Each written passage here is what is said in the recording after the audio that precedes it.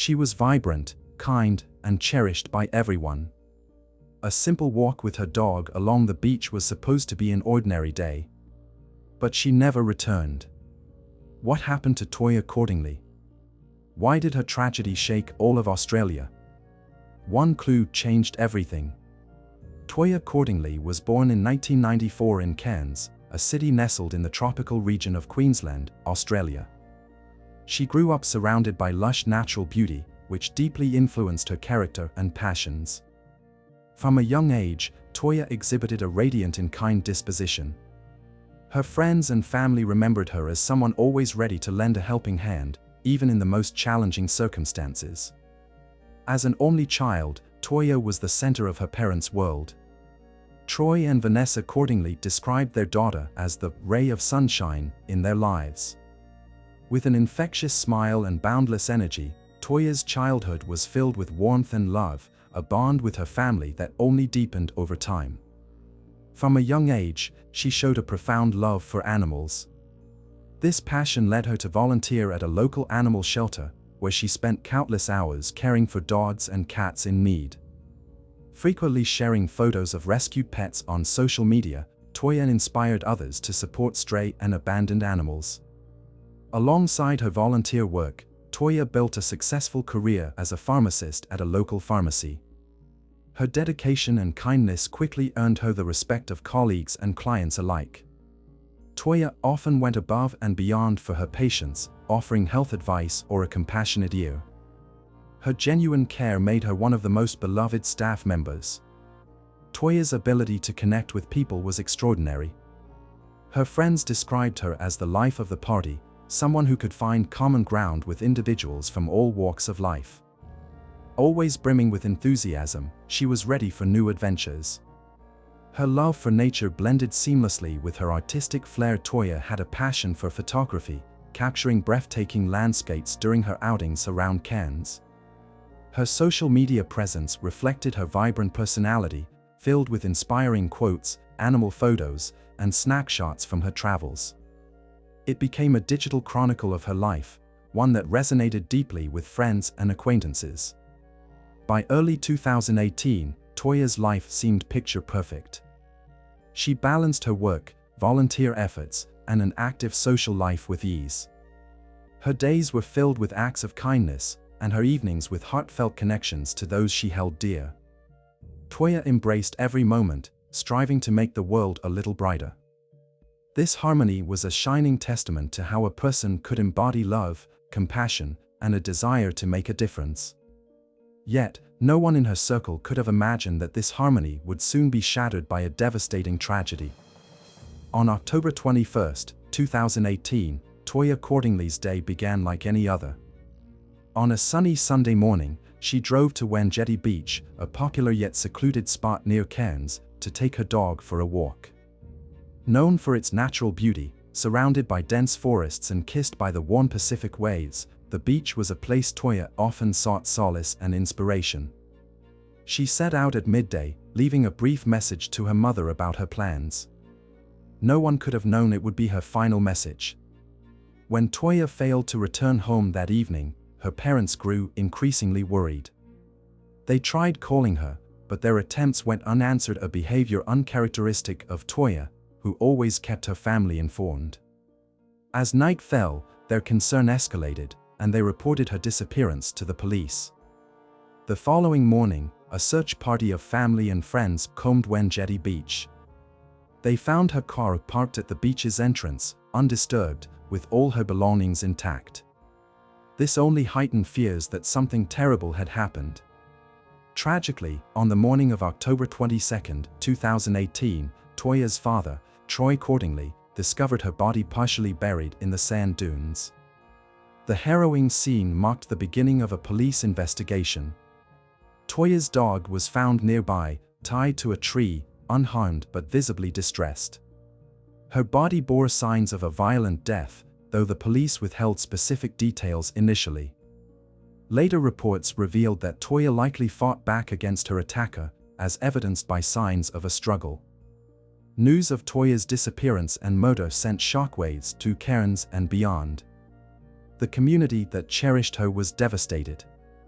A memorial was erected at Wenjeti Beach, where mourners left flowers, candles, and photos to honor her memory.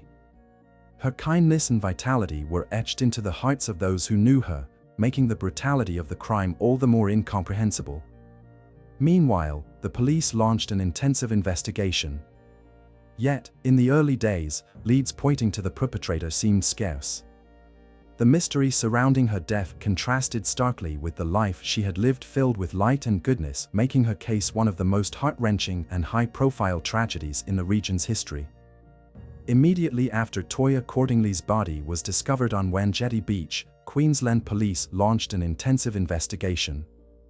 The area was cordoned off, and meticulous searches for evidence began.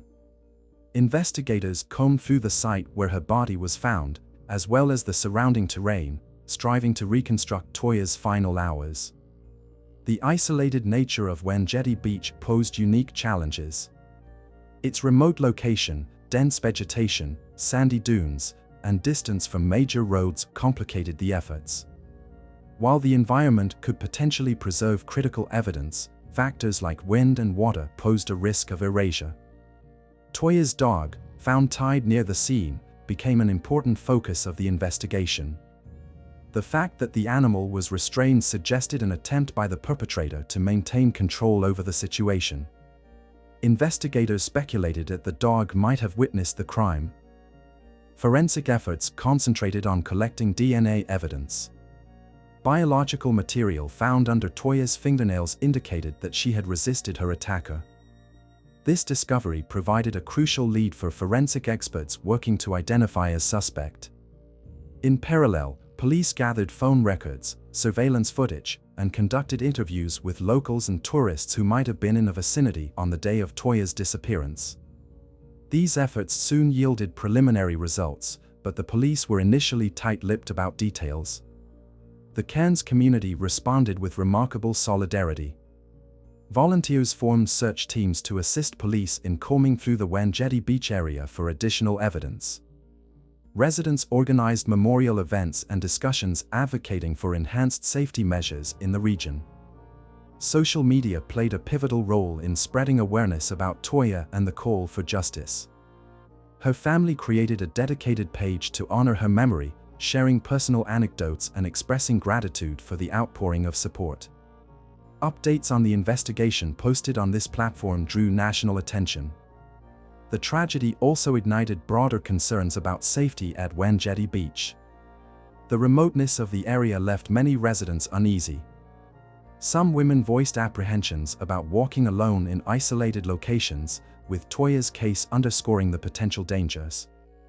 The investigation explored multiple theories about what had happened to Toyah. One scenario considered the possibility of a random attack by a stranger exploiting the beach's seclusion. Another hypothesis suggested that the killer might have been someone known to Toyah, given the apparent struggle and the brutality of the crime. Reconstructing the timeline of Toyah's final day became a key priority. Police reviewed her last phone calls, travel routes, and messages sent on the day of her death. This narrowed the list of potential suspects. Despite rigorous efforts, the case remained unsolved in its early weeks. The absence of direct witnesses or obvious suspects hindered progress. Meanwhile, Toyah's family in the Cairns community clung to hope for answers. The investigation made a breakthrough several weeks later.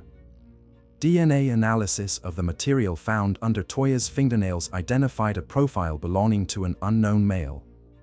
This finding became a critical turning point.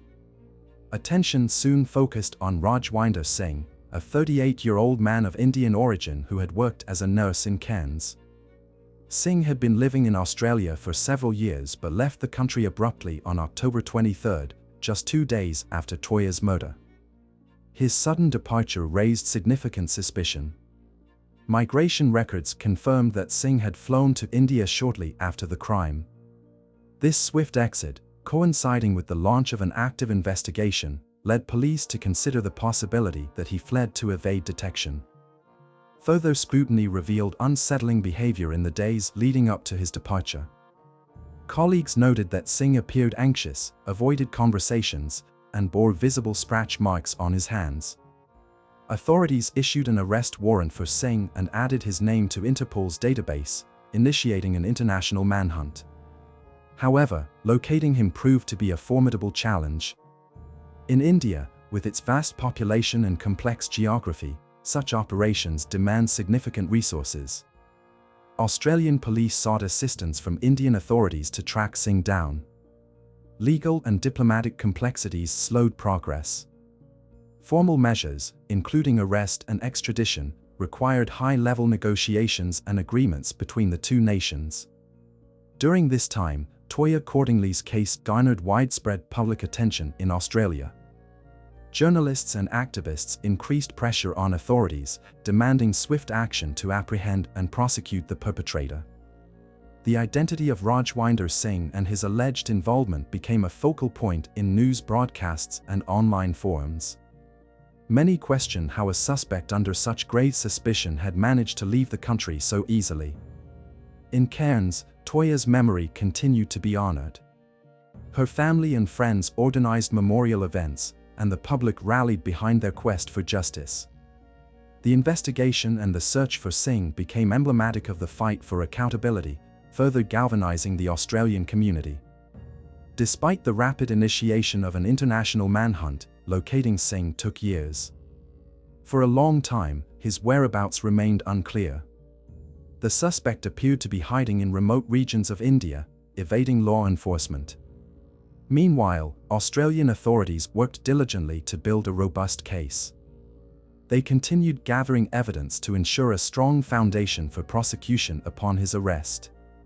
Officials assured the public that Toyah Cordingley's case would not be forgotten, even as the process stretched on. A major breakthrough occurred in November 2022, 4 years after Toyah's murder. Indian authorities apprehended Rajwinder Singh in Delhi, where he had been hiding under an assumed identity. The arrest was the result of collaborative efforts between Australian and Indian law enforcement agencies, facilitated by information sharing through Interpol. Investigators revealed that Singh had moved between various regions in India over the years, avoiding long stays in any one location. He used forged documents and periodically altered his appearance to evade detection. Ultimately, anonymous tips pointing to his potential whereabouts, combined with intelligence gathered by authorities, led to his capture. The news of Singh's arrest brought a wave of relief and hope to Australia. For Toyah's family, it was a significant step toward justice. "We have waited for this moment for years, and finally, there is hope that the guilty will be held accountable," her parents stated in an interview. After Singh's arrest, the extradition process to return him to Australia began. While India and Australia had an extradition treaty in place, the process required navigating a series of legal formalities. Indian authorities needed to verify the sufficiency of evidence presented by Australian investigators before approving his transfer. The extradition process was protracted, lasting several months. Singh's legal defense in India argued that he would not receive a fair trial in Australia, but Queensland prosecutors provided substantial evidence, including the DNA match to samples collected at the crime scene and records confirming Singh's presence near Wenjetty Beach on the day of the murder. The Australian public closely followed the developments. Toyah's family issued regular statements, urging for the process to be expedited and sharing how the years of waiting had taken a toll on them. Social media was flooded with posts bearing the hashtag Justice for Toyah, underscoring the widespread support for her family and the pursuit of justice. In August 2023, after overcoming the legal and diplomatic hurdles, Rajwinder Singh was extradited to Australia. His arrival in Cairns marked a pivotal moment in the case. Under heavy security, Singh was placed in a local detention centre to await trial. Police officially confirmed Singh as the prime suspect in Toyah's murder and assured the public that the evidence collected was strong enough to proceed to court. Preparations began for one of the most highly anticipated trials in Queensland's history. For Toyah's family, Singh's return to Australia brought both relief and renewed heartache. "Now that he is here, we can hope for justice," said her mother, Toyah Cordingley, though she acknowledged that no verdict could ever bring their daughter back. The news of Singh's extradition resonated widely, with many expressing gratitude to the police and international authorities for their persistence. However, the public understood that the forthcoming trial would be arduous and time-consuming. The trial of Rajwinder Singh commenced in Cairns in late 2023. Initial hearings focused on presenting the evidence amassed by investigators and determining whether it was sufficient for a conviction. Prosecutors introduced critical findings, including DNA samples found under Toyah's nails, evidence of Singh's hasty departure from Australia, and records tracking his movements on the day of the murder. Singh's defense team maintained his innocence, arguing that the prosecution's case relied heavily on circumstantial evidence and questioning the validity of the DNA analysis. However, prosecutors emphasized the match between Singh's DNA and the material recovered during the investigation, asserting that it was irrefutable proof of his involvement. During the hearings, surveillance footage capturing the movements of a vehicle registered to Rajwinder Singh near Wenjetty Beach on the day of the murder was presented as evidence. Combined with witness testimonies, this evidence painted a clear picture of Singh's presence in the vicinity of the crime. A cornerstone of the prosecution's case was the forensic DNA analysis. Skin fragments found under Toyah Cordingley's nails were identified as belonging to Singh. Forensic experts testified that such traces could only result from a physical struggle, indicating that Toyah had fought back against her attacker. Additionally, footprints at the crime scene matched the size and pattern of shoes recovered from Singh during his arrest. Investigators emphasized that this combination of evidence created a nearly indisputable link between the suspect and the crime scene. The defense attempted to challenge the credibility of the forensic evidence, suggesting possible cross-contamination. However, the court found the evidence compelling and admitted it as a central component of the trial. The court also examined Singh's background, seeking to uncover potential motives for the crime. Investigators delved into his past behavior and connections in Cairns. It was revealed that Singh had a history of conflict and bouts of aggression. Former colleagues described him as reclusive and unpredictable at times. Moreover, testimony suggested that Singh had shown interest in Toyah prior to the incident. Witnesses reported seeing him in places where Toyah worked or spent her free time. These accounts supported the prosecution's argument that the murder may have been premeditated. The trial attracted widespread public and media attention. Each day of proceedings was extensively covered in the news. The courtroom was packed with journalists and local residents who came to show solidarity with Toyah's family. Many expressed hope for a just verdict. Toyah's parents, despite their profound grief, attended the sessions and spoke to the press. They emphasized that their fight for justice was not only for their daughter but also for the community. Throughout the trial, Toyah's parents, Troy and Vanessa Cordingley, continued to share their journey with the public. They spoke candidly about the pain of their loss and the years-long struggle to seek justice. "Our Toyah was a bright star who lit up the lives of everyone she met. She didn't deserve this fate. We hope this trial will bring some measure of justice," Vanessa stated in an interview. The family thanked the police and the local community for their unwavering support. The Cairns community, deeply shaken by Toyah's murder, had been actively involved in seeking justice from the beginning. As the trial unfolded, banners and posters with Toyah's image and the phrase "Justice for Toyah" appeared throughout the city. Residents organized rallies and memorials to stand in support of her family. One particularly impactful initiative was the establishment of an annual charity event in Toyah's memory. Proceeds were donated to animal shelters, reflecting her passion for animals and the causes she championed. Toyah's death had a profound effect on the public's perception of safety. Local authorities took measures to enhance security in remote areas like Wenjetty Beach. Additional surveillance cameras were installed, police patrols in isolated regions were increased, and educational programs were launched to encourage residents to prioritize personal safety. The case also sparked discussions about immigration policies. Many were outraged that a suspect under such suspicion had been able to leave the country so swiftly. This prompted the government to review exit monitoring procedures for individuals linked to ongoing investigations. Beyond the legal and social changes, the case left an indelible emotional impact. For the people of Cairns, it became a reminder of vulnerability, even in seemingly safe spaces. Yet, the Cordingley family's perseverance inspired others to become more engaged in their communities and support one another. "We all lost something with Toyah," said one of her friends. "But now it's our responsibility to carry her legacy forward, make the world better, and ensure justice prevails." In early 2024, the trial against Rajwinder Singh reached its conclusion. The court heard the final arguments from both the prosecution and the defense. Prosecutors argued that the presented evidence, including DNA, eyewitness accounts, and surveillance footage, irrefutably proves Singh's guilt.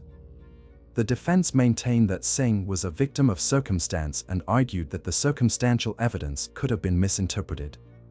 However, the court found the evidence compelling, emphasizing that Singh's actions, including his abrupt departure from Australia, strongly indicated his involvement in the crime. In March 2024, the verdict was delivered. Singh was found guilty of the murder of Toyah Cordingley and sentenced to life imprisonment without the possibility of parole. For Toyah's family, this moment marked the long-awaited deliverance of justice, though the pain of her loss remained an indelible wound. The case of Toyah Cordingley had a lasting impact on Australia's legal system. Authorities initiated a review of exit procedures for individuals under investigation or suspected of serious crimes. New mechanisms were introduced to better monitor and prevent suspects from fleeing the country. Additionally, the case underscored the importance of international collaboration in solving transnational crimes.